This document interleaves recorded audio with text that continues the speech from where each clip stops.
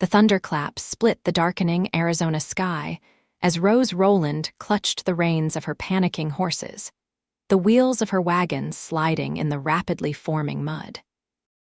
It was 1885, and the usually parched trails outside Bisbee were transforming into treacherous rivers of sludge under the sudden downpour. She had been warned not to travel alone, but stubbornness, a trait her late father often lamented would be her downfall, had pushed her forward despite the threatening clouds gathering on the horizon. "Whoa, easy now," Rose shouted over the rain, her soaked cotton dress clinging uncomfortably to her skin. The horses whinnied in protest as the wagon lurched violently, then came to an abrupt, tilted halt. The sickening crack that followed confirmed her worst fears. Scrambling down from the driver's bench, Rose's boots sank ankle-deep into mud as she assessed the damage. The left rear wheel had completely separated from its axle, the wooden spokes cracked beyond repair. Her supplies, fabric bolts, sewing notions, and personal belongings were her entire livelihood, representing everything she had invested to open her dressmaking shop in Bisbee. "No, no, no," she muttered, pushing strands of wet auburn hair from her face. At 23, Rose had already weathered many storms in her life, losing both parents to influenza 2 years prior, selling their modest farm in Missouri, and traveling west alone to build a new life. But this moment of desolation, miles from town as night approached, tested her resolve like never before. The distant sound of hoofbeats barely registered through the pounding rain until a figure emerged from the gray curtain of water. A tall man atop a sturdy chestnut gelding reined to a stop beside her broken wagon. "Looks like you've got yourself in quite a predicament, madam," he called, his voice deep and clear despite the storm's fury. Rose stared up at him, rainwater streaming down her face. His features were partially obscured beneath a wide-brimmed hat, but she could make out a strong jawline shadowed with stubble and piercing eyes that assessed the situation with practiced efficiency. "The wheel," she explained unnecessarily, gesturing toward the obvious damage. "I was trying to reach Bisbee before nightfall." The stranger dismounted in one fluid motion, his spurs jingling as his boots hit the mud. Up close, Rose could see he was younger than she'd first thought, perhaps 28 or 29, with broad shoulders beneath a rain-darkened duster. A gun belt hung at his hip, the leather worn and practical rather than ornamental. "You're a fair piece from town yet," he said, crouching to examine the broken wheel. "And this isn't a quick fix. Name's Quentin Remington, by the way." "Rose Rowland," she replied, extending a hand before realizing how informal the gesture was. To her surprise, he took it without hesitation, his calloused palm warm despite the cold rain. Lightning flashed, illuminating the concern in his eyes. "Miss Rowland, that wheel won't be rolling anywhere tonight. Storm's getting worse, too," he straightened, scanning the horizon. "I've got a cabin about a mile east of here. Not much, but it's dry." Rose stiffened. "I couldn't possibly—" "Hold on," Quentin interrupted, his tone gentle but firm. "I won't leave you here. That's not negotiable. We'll secure your wagon best we can, load what valuables you need on my horse, and come back for the rest when the storm passes." The rain intensified, as if to emphasize his point. Rose weighed her limited options. Night was falling, the temperature dropping with it, and the likelihood of another traveler passing by was slim to none. "My inventory," she explained. "It's everything I have. If it's ruined—" Understanding crossed Quentin's features. "Let's cover it properly, then." "I've got oilcloth in my saddlebags." Working together in the downpour, they managed to secure tarpaulins over the wagon's contents.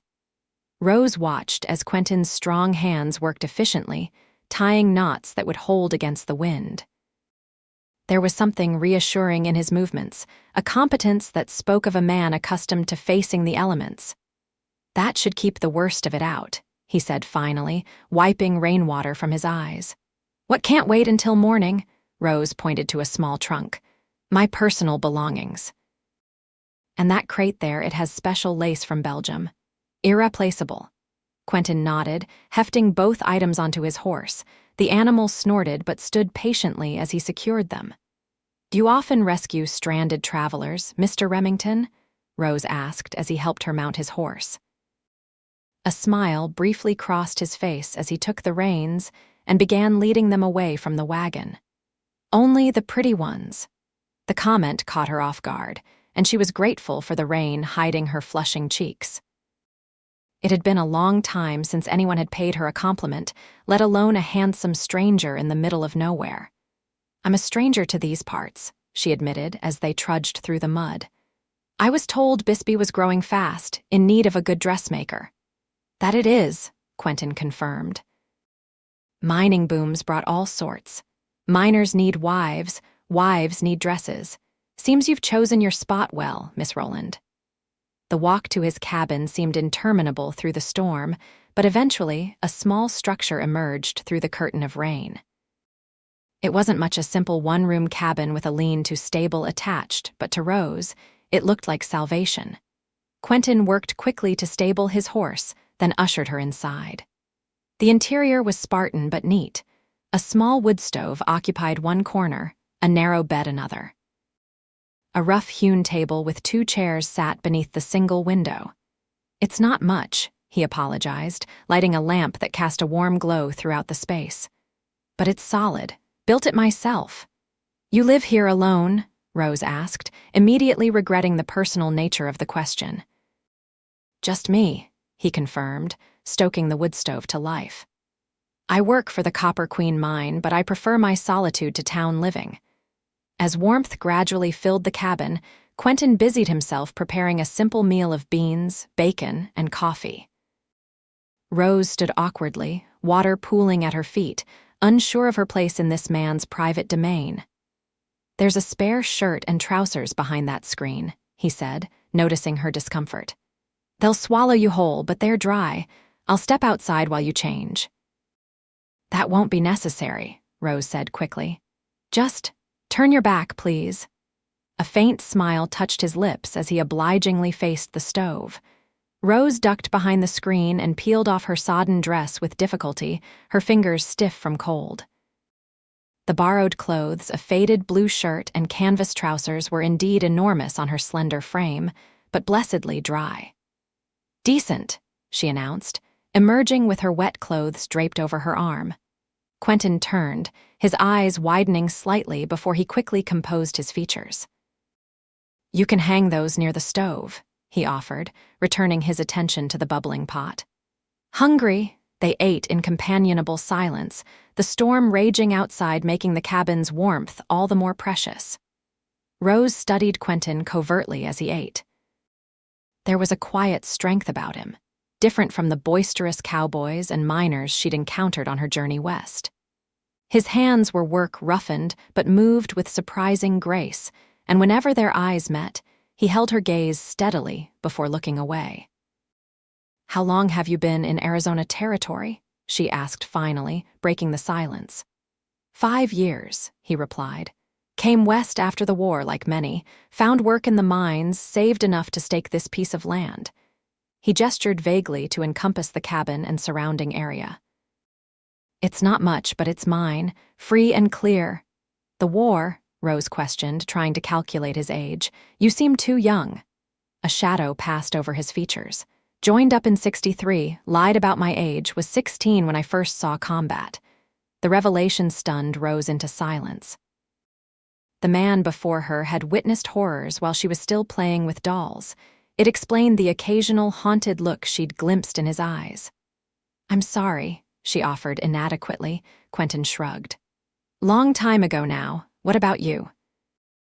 "What brings a young woman all the way from Missouri?" she supplied. "St. Joseph. My parents passed 2 years ago. There was nothing left for me there. And no one traveling with you, no husband or brother. Just me," Rose said with a touch of defiance. "I'm perfectly capable of managing on my own."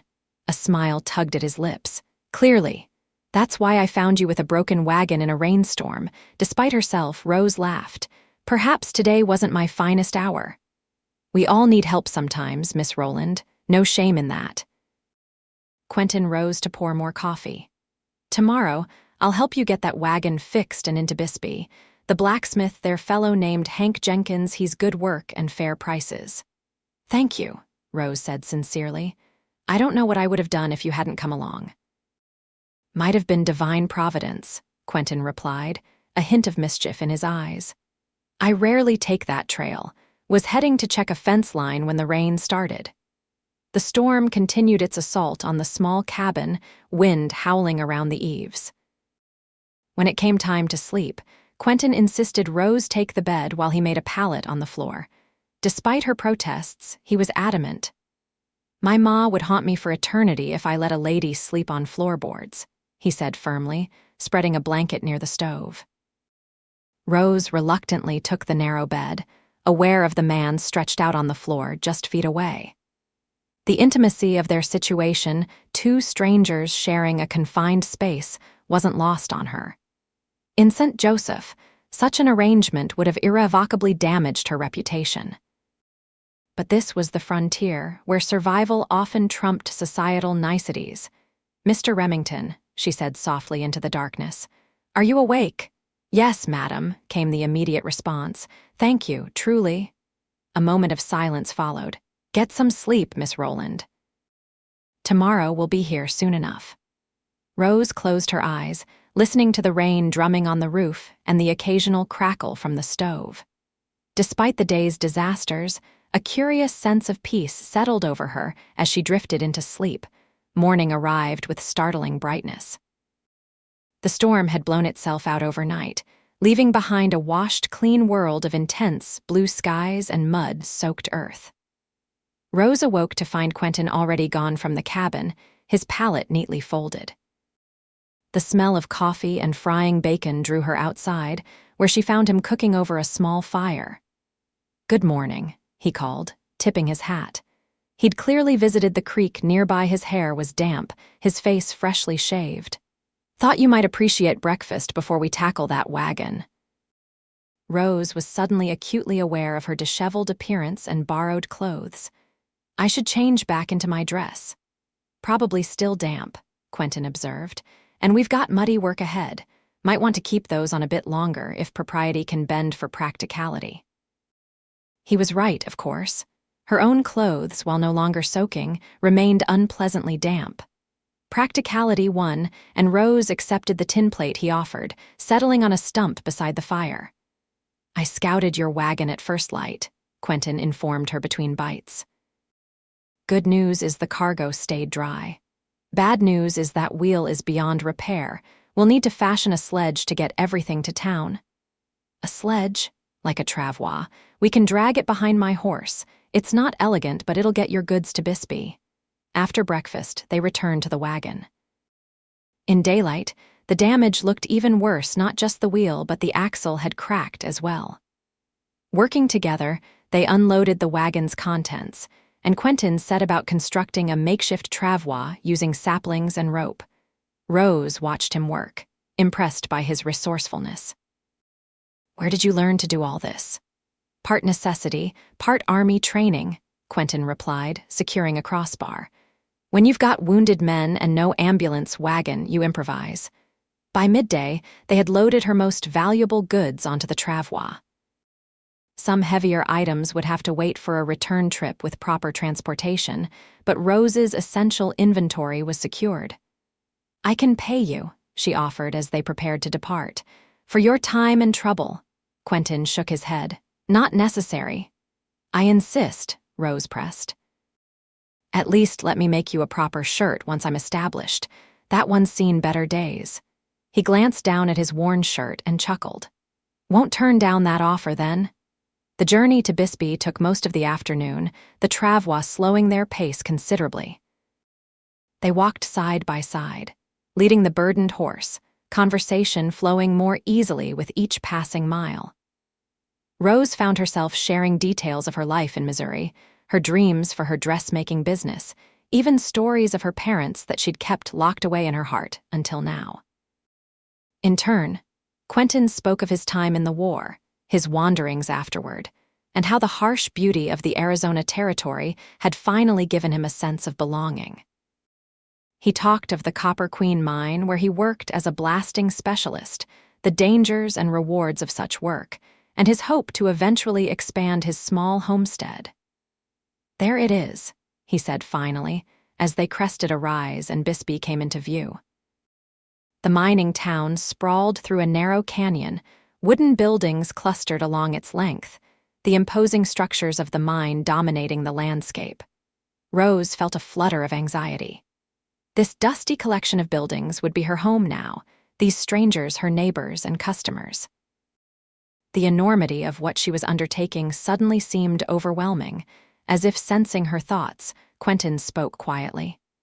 "It grows on you, rough around the edges, but good people mostly." They made their way into town, drawing curious glances from passers-by.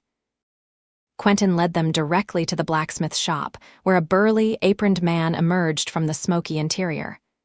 "Remington, what in tarnation you got there?" the blacksmith called. "Hank, this is Miss Rose Rowland," Quentin introduced.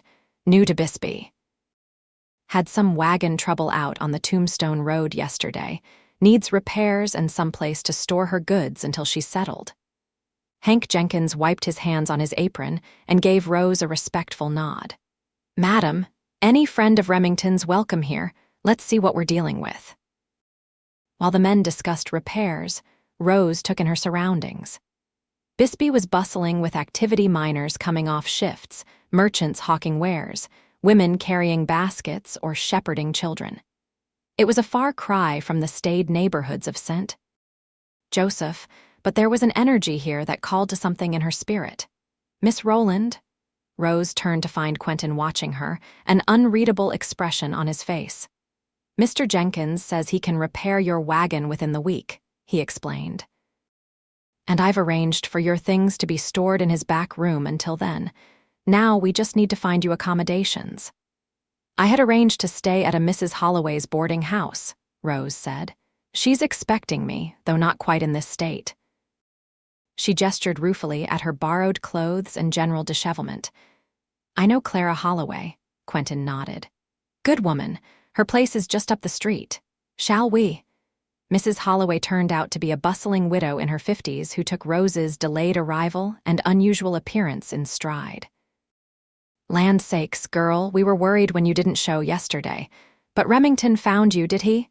Well, that's fortune smiling, that is. He's one of the good ones." She shot Quentin an approving look that made him shift uncomfortably. "Miss Rowland had a difficult journey," he explained. "Her wagon broke down in the storm."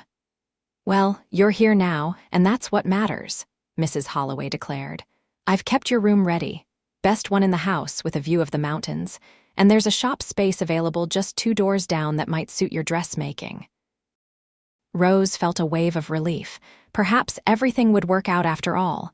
Quentin cleared his throat. "I should be going, then. Leave you ladies to get acquainted."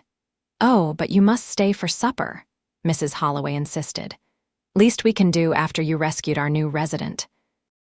"I've got a stew that's been simmering all day." Before Quentin could protest, the landlady had bustled off, leaving them momentarily alone in the neat parlor. "You don't have to stay," Rose said quietly. "You've done more than enough already." Quentin studied her for a moment, his expression softening. "I'd like to stay if you don't mind the company." Something warm unfurled in Rose's chest at his words. "I'd like that very much." That evening marked the beginning of what would become a pattern. After helping Rose retrieve the remainder of her belongings and securing the shop space Mrs. Holloway had mentioned, Quentin found reasons to visit regularly. Sometimes he brought small gifts, wildflowers gathered from the hillsides, a particularly fine piece of copper ore, once even a bolt of rich blue fabric he'd purchased from a traveling peddler because it matched her eyes. Rose's dressmaking business flourished quickly in the growing town. The mining executives' wives were delighted to find someone who could create fashions rivaling those in San Francisco, while the working women appreciated her practical yet flattering everyday wear. Within months, she had established a solid reputation and a comfortable living. For his part, Quentin continued his work at the mine, but found himself increasingly drawn to town and to Rose.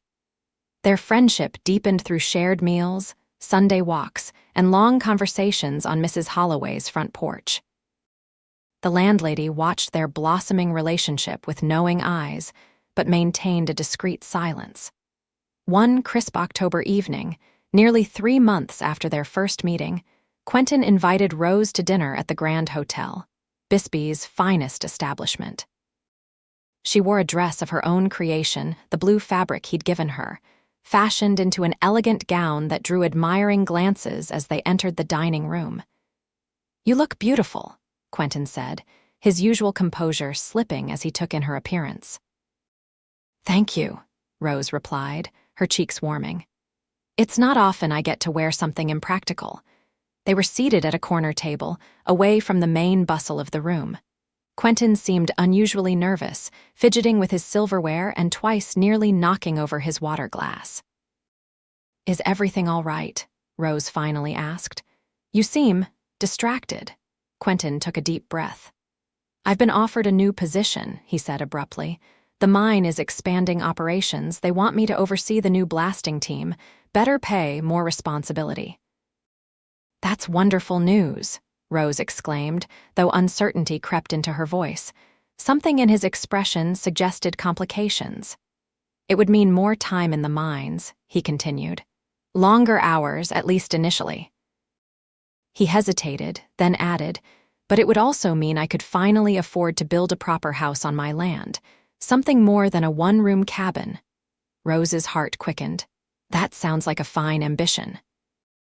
"The thing is," Quentin said, his eyes meeting hers directly, "I find myself wondering if such a house might be too large for just one person." The implication hung in the air between them. Rose's fingers tightened on her napkin. "That would depend," she said carefully, "on who might be sharing it." A small smile touched his lips. "Rowland, I'm making a mess of this." He reached across the table, taking her hand in his. "From the moment I found you by that broken wagon, something changed for me. I'd been existing, not living. You brought color back into a world I'd been seeing in shades of gray." Rose felt tears threatening. "Quentin, please, let me finish before my courage fails," he interrupted gently. "I know it hasn't been long by some standards, and I'm not a wealthy man nor particularly refined. But I love you, Rose. I think I've loved you since that first night, watching you sleep in my cabin, knowing somehow that nothing would ever be the same again." He reached into his pocket and produced a small box. Opening it, he revealed a ring not ostentatious, but exquisitely crafted, a small diamond flanked by 2 copper nuggets in a silver setting. "I had it made by a silversmith in Tucson," he explained. "The copper is from the first ore I ever extracted from the Queen. I've been carrying it around for weeks, waiting for the right moment." His eyes searched hers. "I'm asking if you'll marry me, Rose, if you'll help me build not just a house, but a home." Rose stared at the ring, then at the man holding it, this quiet, strong man who had rescued her in more ways than one. Who had never made her feel less for being independent, who had supported her ambitions while sharing his own vulnerabilities. "Yes," she whispered, tears spilling freely now. "Yes, Quentin Remington, I will marry you." His face transformed with joy as he slipped the ring onto her finger. Around them, the dining room faded away, unimportant in the face of the future suddenly unfurling before them. They were married 2 weeks later in Bisbee's small church, with Mrs. Holloway sniffling happily in the front pew, and Hank Jenkins serving as Quentin's best man. Rose wore a cream-colored gown of her own design, carrying wildflowers Quentin had gathered that morning. The entire town, it seemed, turned out to witness the union of the dressmaker and the mine worker, whose romance had captured their collective imagination. True to his word, Quentin began construction on a proper house on his land outside town. Rose maintained her shop in Bisbee, riding back and forth each day on a gentle mare Quentin had purchased for her. They weathered the challenges of newlywed life, with the same determination that had brought them together, Rose's occasional homesickness for Missouri, Quentin's nightmares from the war, the adjustments of 2 independent people learning to share a life. By the spring of 1886, their house was complete, a sturdy two-story structure with wide porches and large windows that captured the spectacular Arizona light. Rose had insisted on a dedicated sewing room where she could work on special commissions, while Quentin had built a workshop where he crafted furniture in his spare time, a skill he'd learned from his father. "It's perfect," Rose declared when the last curtain was hung.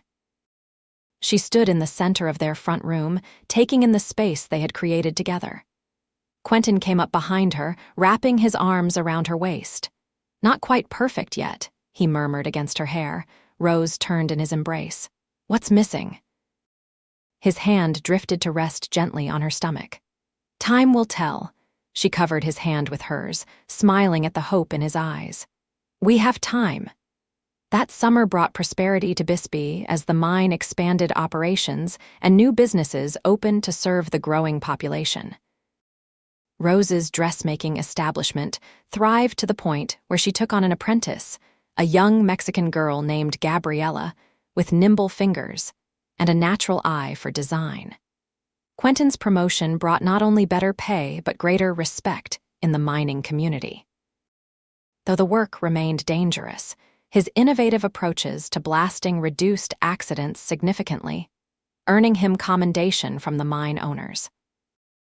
Their happiness seemed complete, yet Rose couldn't help noticing the way Quentin's gaze lingered on the children playing in the town square, or how tenderly he interacted with the miners' young sons who sometimes followed him around, eager for stories and attention. "You'll be a wonderful father someday," she told him one evening as they sat on their porch, watching the sunset paint the distant mountains in shades of gold and purple. "Someday," he agreed, squeezing her hand, "when God wills it." The unspoken concern that months of marriage had brought no sign of a child hung between them, though neither gave it voice. Instead, they filled their days with work and their evenings with each other, building a life rich in love if not yet blessed with offspring. Autumn came, bringing cooler temperatures and the first anniversary of their meeting. To celebrate, Quentin surprised Rose with a picnic at the very spot where her wagon had broken down a year before. "You're a sentimental fool, Quentin Remington," Rose laughed as he spread a blanket beneath a cottonwood tree that had just begun to turn golden.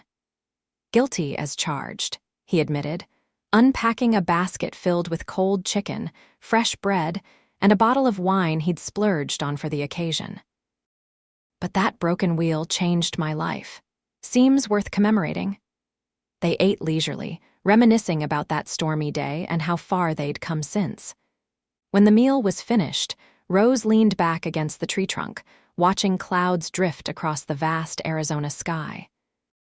"I have something to tell you," she said suddenly, her voice both nervous and joyful. "I wasn't certain until yesterday, which is why I waited." Quentin set down his wine glass, his full attention on her face. "What is it?" Rose took his hand and placed it over her abdomen, much as he had done months earlier in their new home. "Your wish for the house to be perfect. It seems it will be come spring." For a moment, Quentin stared at her uncomprehendingly. Then understanding dawned, his eyes widening. "Rose, are you saying, we're going to have a baby?" she confirmed, her smile radiant. "Dr. Fletcher says late April or early May." Quentin's reaction was everything Rose could have hoped for. Joy, wonder, and tenderness washed across his features before he gathered her into his arms, holding her as if she were made of precious glass. "A baby," he whispered against her hair. "Our baby." That night, lying in their bed with moonlight streaming through the window, Quentin kept one protective hand on Rose's still flat stomach, marveling at the miracle growing within. "What do you hope for?" Rose asked softly. "A boy or a girl?" "Healthy," Quentin replied without hesitation. "Just healthy and strong like their mother." "And brave like their father," Rose added, covering his hand with hers. The news of their impending parenthood spread quickly through Bisbee, bringing a flood of well wishes and practical gifts. Mrs. Holloway immediately began knitting tiny garments, while Hank Jenkins presented them with a magnificently crafted cradle. its wooden slats polished to a gleaming finish. As Rose's body changed with the advancing pregnancy, Quentin's protectiveness intensified. He insisted on hiring a young woman from town to help at the dress shop, limiting Rose's hours and ensuring she rested properly. Though occasionally chafing at his hovering, Rose was touched by his concern. "I'm pregnant, not made of porcelain," she reminded him one evening when he objected to her carrying a basket of laundry. "Humor me," he requested, taking the basket from her hands. "I've waited a long time for this family. I want to take care of you both." The winter passed in a blur of preparation. Quentin transformed their spare bedroom into a nursery, painting the walls a soft yellow and crafting a rocking chair that became Rose's favorite spot. She sewed tiny clothes and blankets, each stitch filled with dreams of the child who would wear them. As her due date approached, Rose found herself increasingly reflective, often thinking of her parents and how they would have delighted in becoming grandparents. One night, unable to sleep due to the baby's active movements, she slipped from bed and went to sit in the nursery's rocking chair. Quentin found her there an hour later, her hands resting on her rounded belly, tears tracking silently down her cheeks. "What is it, love?" he asked, kneeling beside her.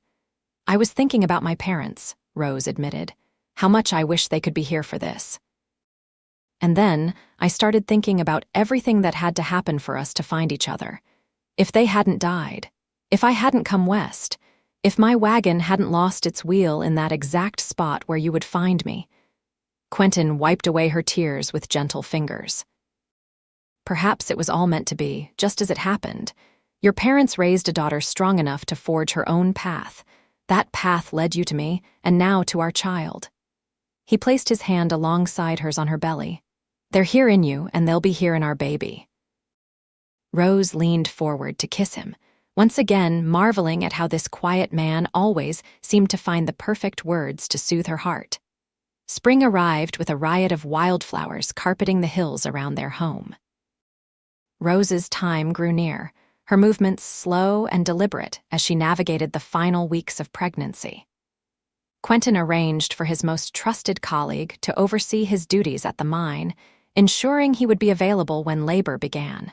The baby, however, had plans of its own. On a clear April morning, while Quentin was briefly at the mine delivering instructions, Rose felt the first unmistakable contractions. She sent Gabriella, who had been keeping her company, to fetch both Mrs. Holloway and the doctor, then settled in to wait for Quentin's return. By the time he arrived home, alerted by a breathless mine worker, Rose's labor was well established. Mrs. Holloway met him at the door, her normally cheerful face serious. "The baby's coming fast," she informed him. "Dr. Fletcher's with her now." Quentin pushed past her, taking the stairs 2 at a time to reach their bedroom. Inside, he found Rose propped against pillows, her face flushed with exertion, Dr. Fletcher positioned at the foot of the bed. "Quentin," Rose gasped, reaching for him. "You're here." "Wild horses couldn't keep me away," he assured her, taking her outstretched hand and moving to support her shoulders. "You're doing beautifully." The next hours passed in a blur of pain and anticipation. Rose clutched Quentin's hand through contractions, drawing strength from his steady presence. When Dr. Fletcher finally announced it was time to push, Quentin whispered words of encouragement against her temple, his voice a lifeline she clung to through the overwhelming sensations. With a final, tremendous effort, Rose felt the baby slip from her body, followed by an instant of breathless silence before a lusty cry filled the room. "A girl," Dr. Fletcher announced, lifting the squalling infant for them to see. "A perfect little girl." Quentin's grip on Rose's hand tightened as they both stared at their daughter red-faced, indignant, and utterly miraculous. After the doctor cleaned and swaddled her, he placed the tiny bundle in Rose's arms. "Hello, little one," Rose whispered, counting fingers and toes with wondering eyes. "We've been waiting for you."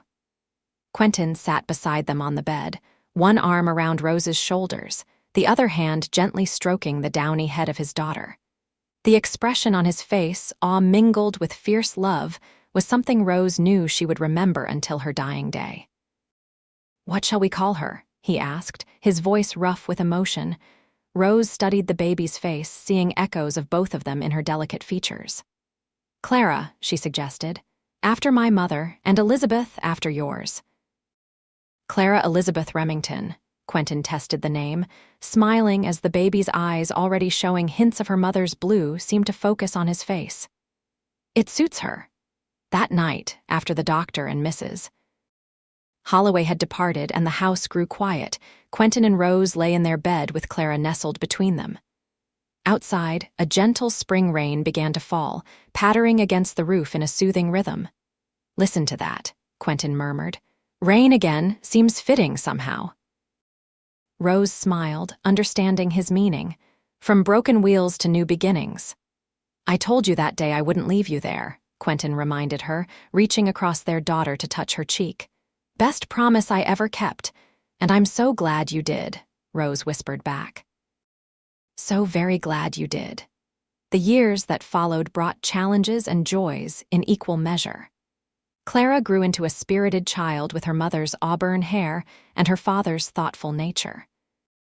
When she was 3, a brother joined the family, William Quentin Remington, born during a spectacular summer thunderstorm that Rose insisted was a good omen. Bisbee continued to flourish, and with it, the Remington family's fortunes. Rose's dressmaking business expanded to include ready-made clothing, while Quentin's innovations in mining techniques eventually earned him a partnership stake in a new operation. They added rooms to their house as their family grew, planted an orchard and a vegetable garden, raised horses, and built a life rich in love and purpose. Sometimes, on quiet evenings when the children were asleep, Rose and Quentin would sit on their porch and marvel at the path that had brought them together. "Do you ever wonder what would have happened if my wagon hadn't broken down that day?" Rose asked once, as they watched a distant storm roll across the mountains, lightning illuminating the massive clouds. "No," Quentin replied simply, drawing her closer against his side. "Because it was always going to break down, and I was always going to find you. Some things are just meant to be." Rose rested her head on his shoulder, thinking of the frightened, determined young woman she had been, and the contented wife and mother she had become. The broken wheel that had seemed such a disaster had actually been the first step on the journey to everything she now held dear. "I believe you're right," she said softly, as the first raindrops began to fall. "Some things are just meant to be,